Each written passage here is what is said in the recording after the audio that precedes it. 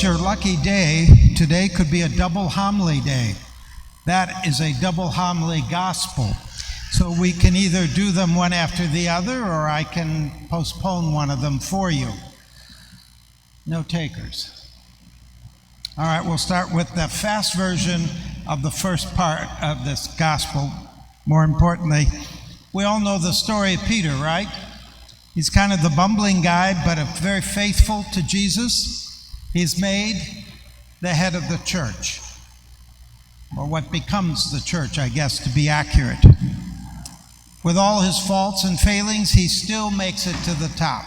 And Jesus trusts him enough to say, look, you're here on earth, you're in charge. So that's the story. We've known it. We passed it down from generation to generation, and we see our Pope as that first Peter. So we all know that story.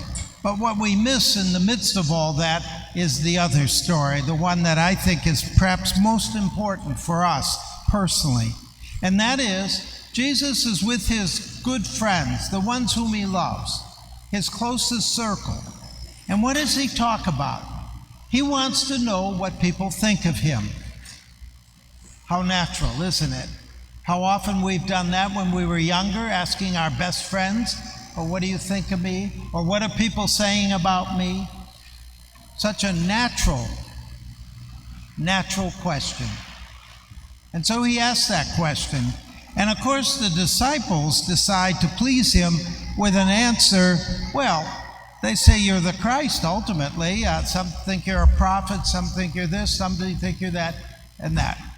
And then the important line, but who do you say that I am?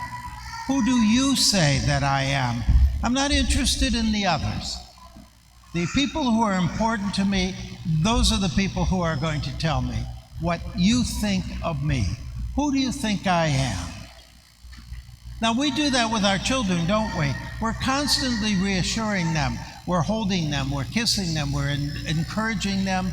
We're always trying to let the children know who they are to us, how important they are to us and to the family. And then we become adults, and it all falls apart, doesn't it? All of a sudden, nobody asks, right? Nobody tells. Husbands and wives never share that. Guys, we just kind of say to our wives, well, of course you should know I love you.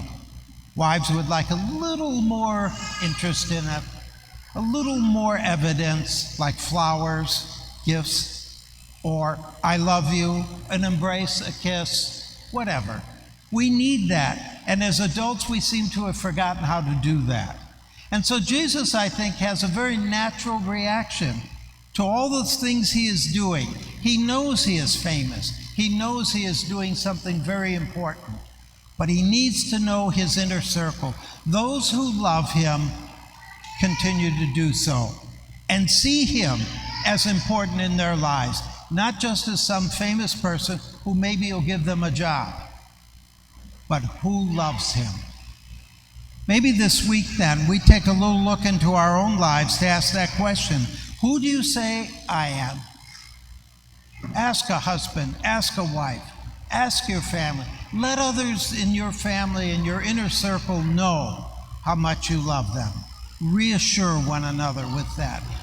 That's really the basis of what makes life worth living, that we are loved and that we can love one another.